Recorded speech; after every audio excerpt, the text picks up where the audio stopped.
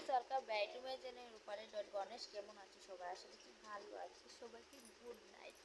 আসলে তো good night. আসলে কিন্তু প্রায় 12টা 10-এর মতন হয়ে গিয়েছে, তো এখনও কিন্তু ও আসছে না লাইনের থেকে। তো আমি এখনও বসে আছি, আমাদের ঘরে ঘড়িও নাই, কীভাবে দেখাবো তোমাদেরকে।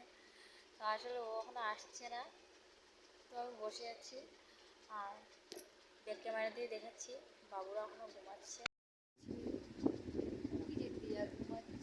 যে আমি বসে আছি, যেহেতু ও আসুক তারপর ভাবলাম যে না, একই সাথে আমি খেয়ে নিয়েছি, যেহেতু আমার 10টার ভিতরে খেতে হয়, তো ওষুধ টষুধ খেতে হয়। তো তার জন্য আর দিয়াকে আর কি ঘুম পাড়িয়ে দিলাম। দিয়া যেহেতু 11টা 12টার আগে ঘুমায় না, তো আজকে একটু শরীরটা খারাপই। তো ও কিন্তু জ্বর, আমার থেকে জ্বরগুলো সব টেনে নিয়েছে, তো তার জন্য তো আমারও ভীষণই জ্বর আসলে।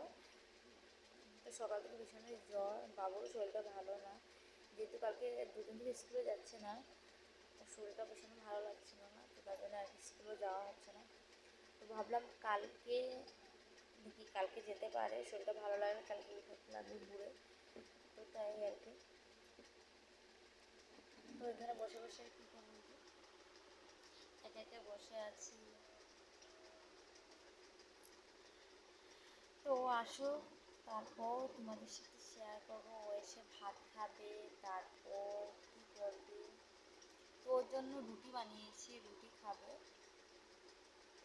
ভাত খেলে খাবে, না হলে রুটিই বানিয়েছি, রুটিও খেতে পারে।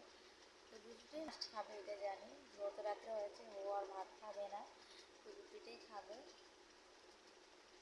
তো তারপর ও আসুক, তারপর দেখা হবে, ঠিক আছে। তো রাত্রে 1:30 বাজে, ও কিন্তু চলে আসছে, দেখতে পাচ্ছি।